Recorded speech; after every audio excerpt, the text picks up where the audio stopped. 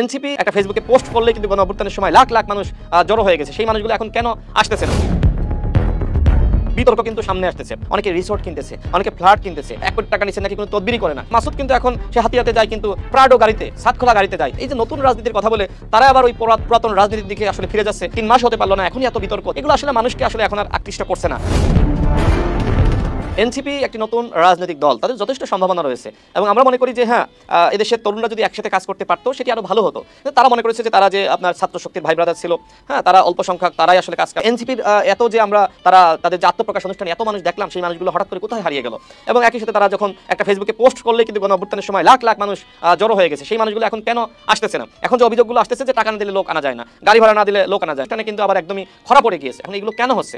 কারণ নানান ধরনের বিতর্ক কিন্তু সামনে আসতেছে। আপনি দেখেছেন যে আব্দুল্লাহিল বাকি, তিনি আসলে আপনার এনসিপির অনেকের সাথে আসলে ঘনিষ্ঠ। তিনি সরাসরি করেন না, তিনি আজকে সামাজিক যোগাযোগ মাধ্যমে একটি পোস্ট করেছেন যে অনেকে রিসোর্ট কিনতেছে, অনেকে ফ্ল্যাট কিনতেছে, অনেকে বিভিন্নভাবে আপনার 1 কোটি টাকা নিচে নাকি কোনো তদবিরই করে না। এই পোস্ট কিন্তু এনসিপির সাথে ঘনিষ্ঠ আব্দুল্লাহিল বাকি নিজে ফেসবুকে তিনি পোস্ট করেছেন যে আপনারা কেন এনসিপি কোনো কিছু হলে আমার ট্যাগ করেন। তো এই যে কথাগুলো আসতেছে, এই কথাগুলোকে একদমই মানে হাওয়াই গাড়িতে, সাতখোলা গাড়িতে যায় এবং তিনি বিশাল বহন নিয়ে তিনি যান। তো তার বিরুদ্ধে অভিযোগ রয়েছে মূলত ওইখানকার যে ডামি এমপি ছিল, সেই ডামি এমপির বিরুদ্ধে যে আওয়ামী লীগের একটা অংশ, সেই বিরাট অংশকে তিনি প্যাট্রোনাইজ করতেছেন এবং এটা কিন্তু গোয়েন্দা সংস্থা জানে, ডিজিএফআই জানে, সবাই জানে। এছাড়া আপনি সার্জিস আলমকে দেখেন যে তার বিষয়ে কিন্তু সাংবাদিক নির্ঝর তিনি কিন্তু পোস্ট করেছেন যে আওয়ামী লীগের নেতাদের নিয়ে পদ পদবি সহ তিনি হচ্ছে বিভিন্ন রাজনীতির কথা বলে তারা আবার ওই পুরাতন রাজনীতির দিকে আসলে ফিরে যাচ্ছে। এবং সার্জিস কিন্তু পোস্ট করেছিল যে এখন যারা নতুন রাজনৈতিক বন্দোবস্ত পুরোপুরি বাস্তবায়ন করতে চায় তারা আসলে ভোটে পুরোপুরি মানে তাদের আসলে জামানত হারাবে। সুতরাং এখন নতুন পুরাতন মিলিয়ে 50% নতুন, 50% পুরাতন, এইভাবে তিনি আসলে উল্লেখ করেছেন। তো তার সেই পোস্টের প্রেক্ষিতে এবং তার যে বিশাল বিলাসী জীবন এবং বিশাল বহন নিয়ে আপনার সেখানে শোডাউন করা, এটি নিয়ে কিন্তু ধরনের কামড়াকামড়ি বলেন, নিজেদের ভিতরে এই ধরনের তর্ক বিতর্ক, এই সমালোচনা,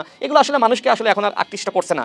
তারা মনে করেছিল যে এই তরুণদের ব্যাপক সম্ভাবনা রয়েছে, কিন্তু তরুণদের বিরুদ্ধে তারা মানে 3 মাস হতে পারলো না, এখনই এত বিতর্ক। দেখেন আমরা কিন্তু 2018 সাল থেকে সক্রিয় রাজনীতি করতে পারি, এখনো পর্যন্ত কেউ বলতে পারবে না কোনো দুর্নীতি করেছি, চাঁদাবাজি করেছি, টেন্ডারবাজি করেছি। চেষ্টা করি যতটা আসলে সৎ থাকা চাই, চেষ্টা করি যতটা আসলে স্বাভাবিক পথে রাজনীতি করা যায়। এবং অনেক অফার এসেছে, শেখ হাসিনা তো আমাদের অফার দিয়েছিল, ওই আপনার মেজর জেনারেল ইব্রাহিম সহ আমাকে এবং আমাদের সভাপতি নুরুল হক নূর সহ আমাদের দলকে, যে আমাদেরকে এমপি বানাবে, ডামি এমপি। আমরা বলেছি না, আমরা এমপি হব না। সেই জায়গায় কিন্তু আপনার মেজর জেনারেল ইব্রাহিম, তিনি সিনিয়র মানুষ, তিনি লোভ সামলাতে পারেননি। তরুণ হিসেবে কিন্তু আমি এবং আমাদের সভাপতি নুরুল হক নূর সহ আমাদের দল গণ অধিকার পরিষদের নেতৃবৃন্দরা আমরা তো লোভ সামলাতে পেরেছি। তো রাজনীতিতে আসলে ওই কাঁচা টাকা এবং নারীর লোভ এবং মদের লোভ আসে, এমপি আর অফার আসে, আমরা কিন্তু এগুলো পুরোপুরি অ্যাভয়েড করি। কিন্তু এই লোভ আসলে এই বর্তমান বাস্তবতায় আসলে কয়জন সামলাতে পারে? দেখেন আমি একটি উদাহরণ দিই। মনে করেন যে একটা ছেলে একসাথে পড়াশোনা করেছে এবং সে মনে করছে আমার বন্ধু তো উপদেষ্টা হয়ে গেছে, আমার বন্ধু তো বড় মানে বিশাল কিছু বড় নেতা হয়ে গেছে, আমি কেন হইতে পারলাম না?